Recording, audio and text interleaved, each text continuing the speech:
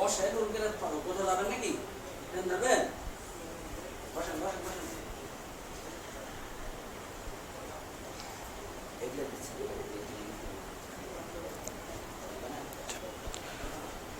বিসমিল্লাহির রহমানির রহিম। আসসালামু আলাইকুম ওয়া রাহমাতুল্লাহ। প্রিয় শিক্ষার্থীরা, অনলাইন ক্লাসে তোমাদেরকে স্বাগতম। আমি মোহাম্মদ রুবায়েতে আফরোজ, প্রভাষক, রাষ্ট্রবিজ্ঞান বিভাগ, রাজশাহী কলেজ, রাজশাহী। আজকে আমি দ্বাদশ শ্রেণীর পৌরনীতি ও সুশাসন বিষয়ে বাংলাদেশ সরকারি কর্ম কমিশন নিয়ে একটু আলোচনা করার চেষ্টা করব। এখন আমরা একটু শিক্ষণফল সম্পর্কে জানার চেষ্টা করি। এই পাঠ শেষে শিক্ষার্থীরা বাংলাদেশের সাংবিধানিক প্রতিষ্ঠান সম্পর্কে বলতে পারবে, বাংলাদেশের সরকারি কর্ম কমিশন সম্পর্কে আলোচনা করতে পারবে এবং বাংলাদেশ সরকারি কর্ম কমিশনের দায়িত্ব, ক্ষমতা ও পদমর্যাদা চিহ্নিত করতে পারবে। এখন প্রথমেই বাংলাদেশের সাংবিধানিক সংস্থা সম্পর্কে আমরা একটু আলোচনা করে নেব।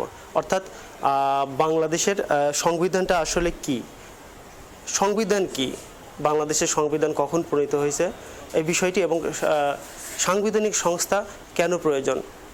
মূলত সংবিধান বলতে আমরা বুঝি একটি রাষ্ট্রের পরিচালনার জন্য লিখিত বা অলিখিত দলিলকে বোঝানো হয়। একটি রাষ্ট্রের সর্বোচ্চ আইন হচ্ছে সংবিধান, এবং বিশ্বের প্রত্যেকটা দেশেই সংবিধান আছে। এই সংবিধানের আলোকে রাষ্ট্র পরিচালিত হয়, এবং রাষ্ট্র পরিচালনা করার জন্য এই ক্ষমতা রাষ্ট্র যাতে সুন্দর ও সুশৃঙ্খলভাবে পরিচালিত, সেজন্য সাংবিধানিক প্রতিষ্ঠানের প্রয়োজন হয়। বিশ্বের অনেক দেশে সংবিধানে এইসব সাংবিধানিক প্রতিষ্ঠানের উল্লেখ আছে, আবার কিছু দেশে উল্লেখ নেই। বাংলাদেশে এই সাংবিধানিক প্রতিষ্ঠানের কথা উল্লেখ রয়েছে। এই বাংলাদেশে কী কী ধরনের সাংবিধানিক প্রতিষ্ঠান আছে এবং সংবিধানের কত নং অনুচ্ছেদে আছে সে সম্পর্কে আমরা একটু দেখার চেষ্টা করি। প্রথমেই আমরা দেখি যে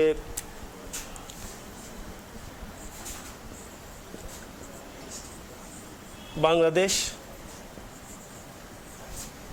নির্বাচন কমিশন।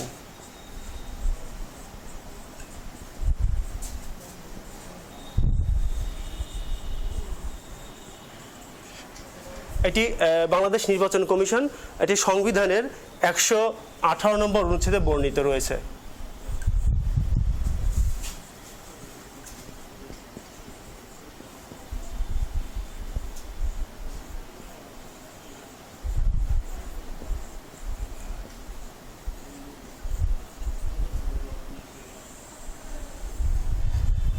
প্রথমে আমরা 1 নম্বরে দেখি যে বাংলাদেশ নির্বাচন কমিশন সংবিধানের 118 নম্বর অনুচ্ছেদে উল্লেখ রয়েছে। 2 নম্বর,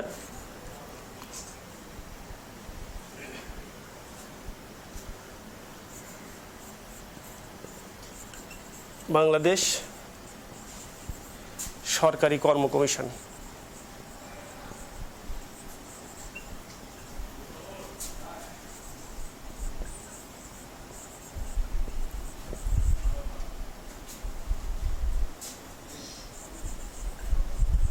এটি বাংলাদেশ সরকারি কর্ম কমিশন সংবিধানের 137 থেকে 141 নম্বর অনুচ্ছেদ পর্যন্ত আলোচনা করা হয়েছে। এরপরে 3 নম্বরে আছে হচ্ছে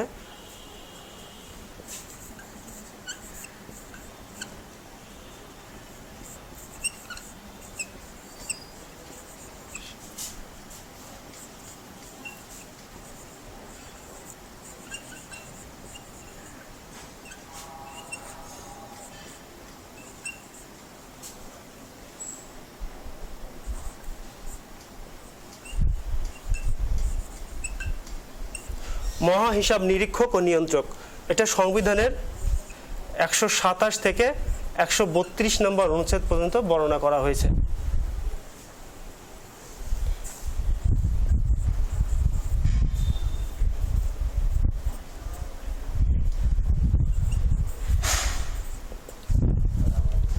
চার নম্বর,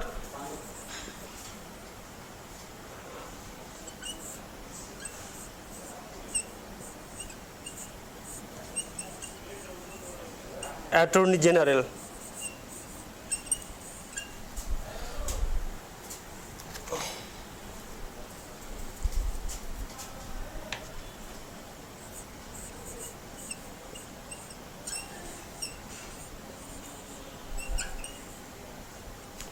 অ্যাটর্নি জেনারেল সংবিধানের 64 1 নং অনুচ্ছেদে বর্ণনা করা হয়েছে।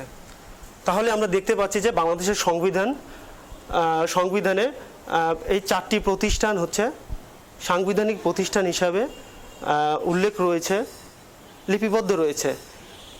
এই সাংবিধানিক প্রতিষ্ঠান মূলত স্বাধীন ও স্বতন্ত্রভাবে কাজ করে এবং সরকারের প্রভাব থেকে মুক্ত হয়ে নিরপেক্ষভাবে কাজ করে।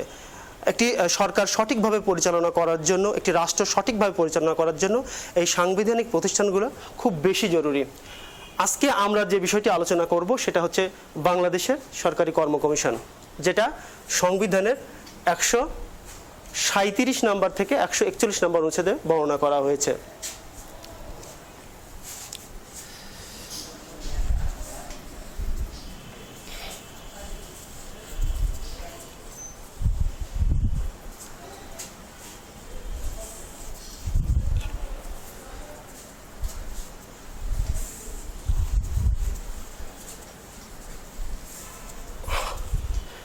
বাংলাদেশের সরকারি কর্ম কমিশন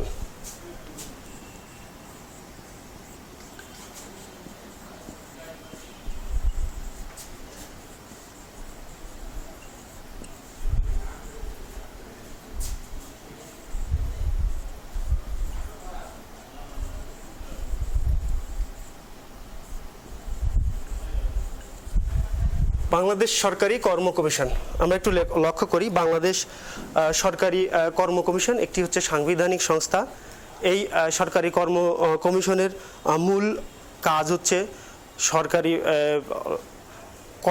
রাষ্ট্রীয় যন্ত্রে যে সরকারি কর্মকর্তা কর্মচারী প্রয়োজন হয় সেই কর্মচারীদের নিয়োগ, যাচাই বাছাই, পদোন্নতি, পদের মেয়াদ, শর্ত ইত্যাদি বিষয়ে দেখভাল করা। তো বাংলাদেশের সর্বপ্রথম এই সরকারি কর্ম কমিশনের যাত্রা শুরু হয় 1972 সালে 8 এপ্রিল 1972 সালে 8 এপ্রিল 1952 রাষ্ট্রপতির এক অধ্যাদেশের মাধ্যমে সরকারি কমিশনের যাত্রা শুরু হয়। এই পর্যায়ে কমিশন, দুইটা কমিশন গঠিত হয়, দুইটি কমিশন গঠিত হয়।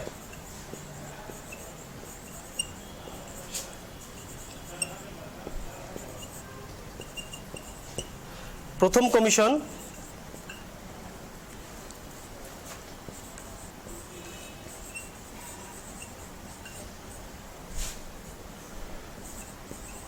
প্রথম ও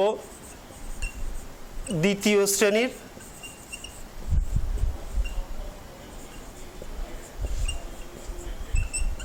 গেজেটেড কর্মকর্তাদের নিয়োগ সংশ্লিষ্ট বিষয়, পদোন্নতি সংশ্লিষ্ট সার্বিক বিষয়ে দেখভাল করতে হয়। এবং দ্বিতীয় কমিশন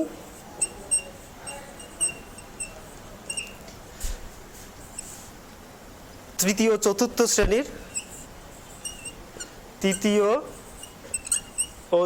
শ্রেণীর কর্মচারীদের, দ্বিতীয় শ্রেণীর নন গেজেটেড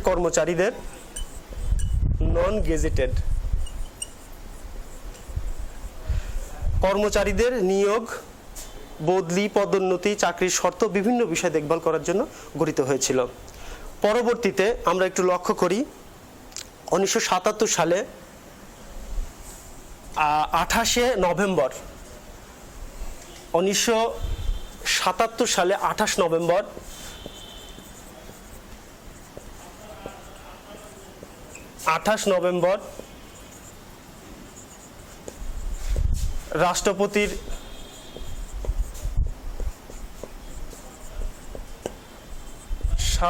নং অধ্যাদেশের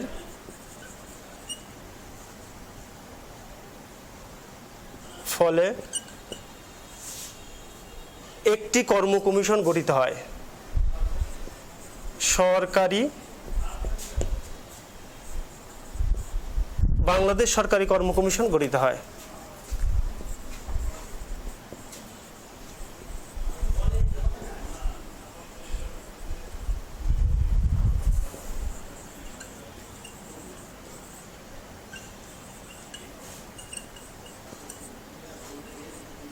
গঠিত হয়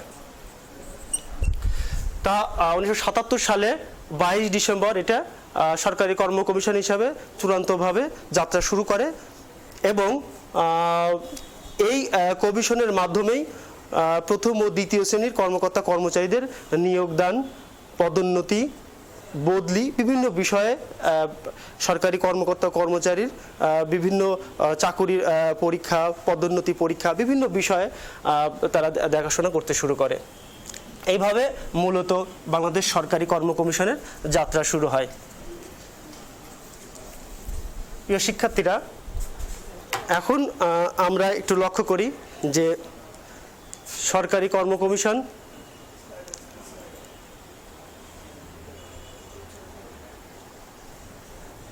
সরকারি কর্ম কমিশনের মূলত প্রধান অফিস হচ্ছে ঢাকাতে এবং এর শাখা অফিসগুলো রয়েছে চট্টগ্রাম, রাজশাহী, খুলনা, রংপুর এর আঞ্চলিক অফিসগুলো রয়েছে। তো এবার আমরা দেখব মূলত দ্বিতীয় পরিচ্ছেদে সরকারি কর্ম কমিশনের 137, 38, 39 ও 40 এবং 41-এ 37-এ কমিশন প্রতিষ্ঠার কথা বলা হয়েছে, 38-এ সদস্য নিয়োগের কথা বলা হয়েছে, 139-এ পদের মেয়াদের কথা বলা হয়েছে, 140-এ কমিশনের দায়িত্ব, 141-এ বার্ষিক রিপোর্ট। তো এই কমিশন প্রতিষ্ঠা থেকে শুরু করে সাংবিধানিক যে ধারাগুলো রয়েছে, কিভাবে এই সংবিধান অনুযায়ী সরকারি কর্ম কমিশন পরিচালিত হবে, এর সভাপতি সদস্য নিয়োগ হবে বা এইটা পরিচালিত হবে, সে সম্পর্কে আমরা একটু জানার চেষ্টা করব। কমিশন প্রতিষ্ঠা সংবিধানের 137 নম্বর অনুচ্ছেদে আইনের দ্বারা বাংলাদেশের জন্য এক বা একাধিক সরকারি কর্ম কমিশন প্রতিষ্ঠার বিধান করা যাইবে এবং একজন সভাপতিকে ও আইনের দ্বারা যেরূপ নির্ধারিত হইবে সেই রূপ অন্যান্য সদস্যকে লইয়া প্রত্যেক কমিশন গঠিত হইবে। এরপরে আমরা দেখি সদস্য নিয়োগ। 138-এর 1 নম্বর অনুচ্ছেদে বলা হয়েছে যে প্রত্যেক সরকারি কর্ম কমিশনের সভাপতি অন্যান্য সদস্য রাষ্ট্রপতি কর্তৃক নিযুক্ত হবেন, অর্থাৎ রাষ্ট্রপতি দ্বারা কর্ম কমিশনের সভাপতি ও সদস্য নিযুক্ত হবেন।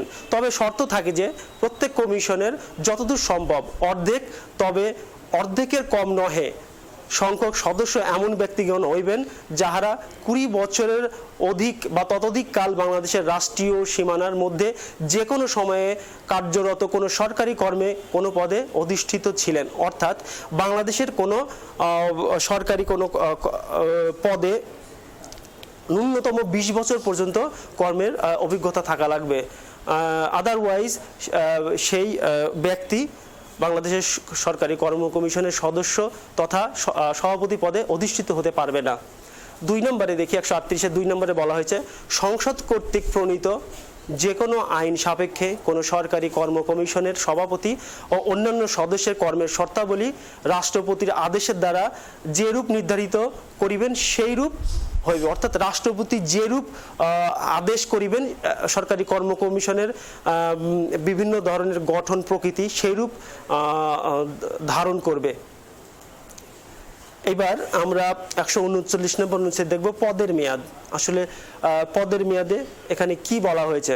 139-এর 1 নম্বর অনুচ্ছেদে বলা হয়েছে যে এই অনুচ্ছেদের বিধানাবলী সাপেক্ষে কোনো সরকারি কর্ম কমিশনের সভাপতি বা অন্য কোনো সদস্য তাহার দায়িত্ব গ্রহণের তারিখ হইতে 5 বছর বা তাহার 65 বছর বয়স পর্যন্ত পূর্ণ হওয়া ইহার মধ্যে যাহা অগ্রে ঘটবে, যাহা আগে ঘটবে সেই কাল পর্যন্ত স্বীয় পদে বহাল থাকবেন। অর্থাৎ যদি কোনো কর্ম কমিশনের সভাপতি কিংবা কর্ম কমিশনের সদস্যদের যদি চাকুরি কর্ম কমিশনের চাকুরিরত থাকা অবস্থায় যদি 65 বছর পূর্ণ হয়ে যায় কিংবা চাকুরিরত অবস্থায় 5 বছর পূর্ণ হয়ে যায়, এই দুইটার যে কোনো একটি আগে ঘটলেই তাকে স্বীয় পদ থেকে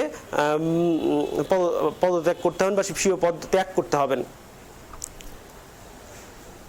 2 নম্বর সুপ্রিম কোর্টের কোনো বিচারক যেরূপ পদ্ধতি ও কারণে অপসারিত হইতে পারেন সেরূপ পদ্ধতি ও কারণ ব্যতীত কোনো সরকারি কর্ম কমিশনের সভাপতি অন্য কোনো সদস্যকে অপসারিত হইবে না। অর্থাৎ সুপ্রিম কোর্টের বিচারপতিরা যেরূপ কারণে অর্থাৎ যেরূপ মর্যাদা লাভ করেন একজন কর্ম কমিশনের সদস্য বা সভাপতি, সেই রূপ পদমর্যাদা লাভ করেন তিনি যে কারণে পদচ্যুত হবেন, ঠিক একই কারণে সরকারি কর্ম কমিশনের সদস্যরা পদচ্যুত হতে পারেন। 3 নম্বরে আমরা দেখি কোনো সরকারি কর্ম কমিশনের সভাপতি বা অন্য কোনো সদস্য রাষ্ট্রপতিকে উদ্দেশ্য করিয়া স্বাক্ষরযুক্ত পত্রযোগে স্বীয় পদত্যাগ পত্র করিতে পারিবেন, অর্থাৎ পদত্যাগ করিতে পারিবেন। কোনো সরকারি কর্ম কমিশনের সদস্য যদি ইচ্ছা করেন যে আমি পদত্যাগ করব বা আমি কর্ম কমিশনে থাকতে ইচ্ছুক নই বা রাজি নই বা যে কোনো কারণে যদি পদত্যাগ করেন, তাহলে স্বাক্ষরযুক্ত পদত্যাগ পত্র রাষ্ট্রপতির নিকট পেশ করিয়া তাকে পদত্যাগ করিতে হইবে। এরপরে 4 নম্বর পয়েন্টে আমরা একটু লক্ষ্য করি যে কর্ম অবসানের পর কোনো সরকারি কর্ম কমিশনের সদস্য প্রজাতন্ত্রের কর্মে পুনরায় নিযুক্ত হইবার যোগ্য থাকিবে না। তবে এই অনুচ্ছেদের 1 দফা সাপেক্ষে কর্ম অবসানের পর কোনো সভাপতি 1 মেয়াদের জন্য পূর্ণ নিয়োগ লাভের যোগ্য থাকিবেন। এখানে অর্থাৎ কর্ম অবসানের পর কোনো সরকারি কর্ম কমিশনের সদস্যরা ওই পদে আবার পুনরায় নিয়োগ লাভ করতে পারবে না। এবং এখানে একটা কর ধারাতে বলা হয়েছে যে কর্ম অবসানের পর কোনো সভাপতি 1 বছর মেয়াদে পুনঃ নিয়োগ লাভ, পরবর্তীতে যদি রাষ্ট্রপতি বা সরকার যদি ইচ্ছা করে, রাষ্ট্রপতি যদি ইচ্ছা করে, তাহলে তাকে আবার পুনরায় 1 বছরের জন্য নিয়োগ দিতে পারিবেন।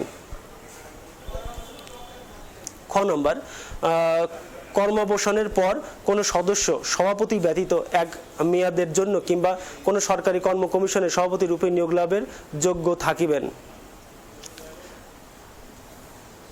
কমিশনের দায়িত্ব আমরা লক্ষ্য করি যে কমিশন আসলে কি কি দায়িত্ব পালন করে, কি কি দায়িত্ব তার মধ্যে বর্তায়, সে বিষয়ে একটু দেখার চেষ্টা করি। 140-এর 1 নম্বর অনুচ্ছেদে বলা হয়েছে যে কোনো সরকারি কর্ম কমিশনের দায়িত্ব হইবে নিম্নরূপ। ক নম্বর, প্রজাতন্ত্রের কর্মে নিয়োগদানের জন্য উপযুক্ত ব্যক্তিদিগকে মনোনয়নের উদ্দেশ্যে যাচাই ও পরীক্ষা পরিচালনা করা।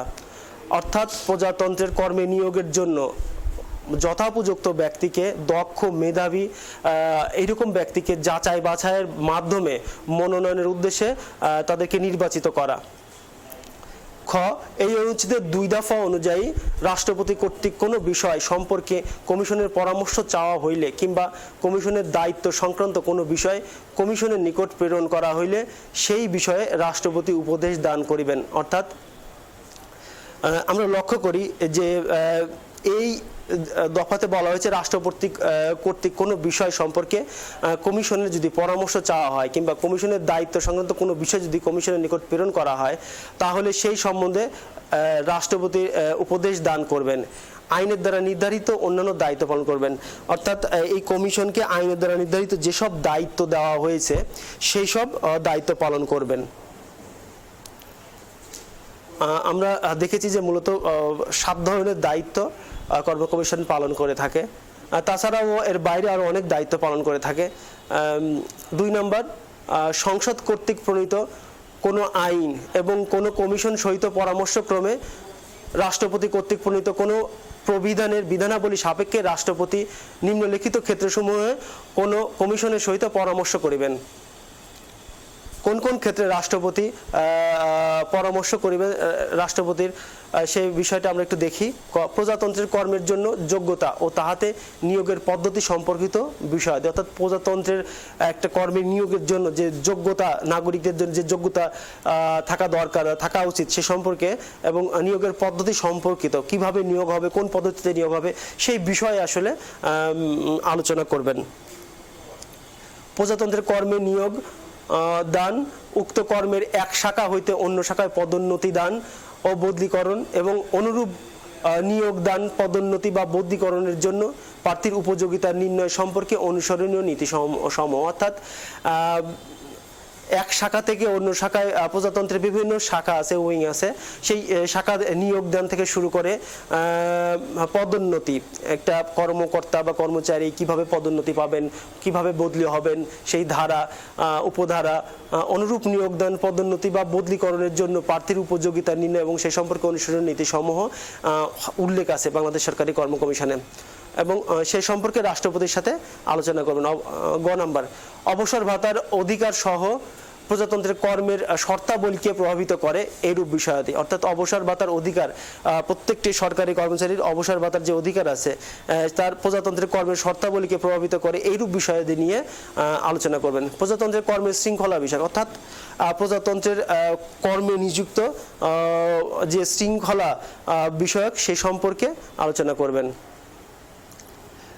সবশেষে আমরা একটা বিষয় লক্ষ্য করি যে একটা কমিশন তার সমস্ত কার্যকলাপ সম্পূর্ণ করবেন এবং কার্যকলাপ তার প্রত্যেকটা কাজেরই কিছু জবাবদিহিতা থাকে, প্রত্যেকটা কাজেরই কিছু চেইন অফ কমান্ড থাকে, অর্থাৎ আমি আমার কাজের জন্য কার কাছে জবাবদিহিতা করব, একটা সরকারি কর্মকর্তা বা কর্মচারীদের একটা সুনির্দিষ্ট চেইনে এটা পার্ট বাই পার্ট তাকে জবাবদিহিতা করতে হয় বা তাদের কাজের যে রিপোর্ট সেই রিপোর্টটা জমা দিতে হয়। বিশেষ করে সাংবিধানিক যে সংস্থাগুলো আছে সেই সংস্থাগুলোতে আরও একটু সুনির্দিষ্টভাবে, সুন্দরভাবে, গোছালোভাবে সেটা করা হয়ে থাকে। বাংলাদেশ সরকারি কর্ম কমিশনের বার্ষিক রিপোর্টে যেটা বলা হয়েছে 141 নম্বর 1 নম্বর অনুচ্ছেদে, প্রত্যেক কমিশন প্রতি বছর মার্চ মাসের প্রথম দিবসের বা তাহার পূর্ববর্তী 31 ডিসেম্বর সমাপ্তের 1 বছর স্বীয় কার্যাবলী সম্বন্ধে রিপোর্ট প্রস্তুত করবেন এবং তাহা রাষ্ট্রপতির নিকট পেশ করবেন। অর্থাৎ মার্চ মাসের প্রথম সপ্তাহের মধ্যে বিগত 1 বছরের মানে ডিসেম্বরের 31 তারিখ পর্যন্ত যে কর্মকাণ্ড তারা পরিচালিত করেছেন সেই কর্মকাণ্ডের একটা রিপোর্ট তারা রাষ্ট্রপতির নিকট পেশ করবেন।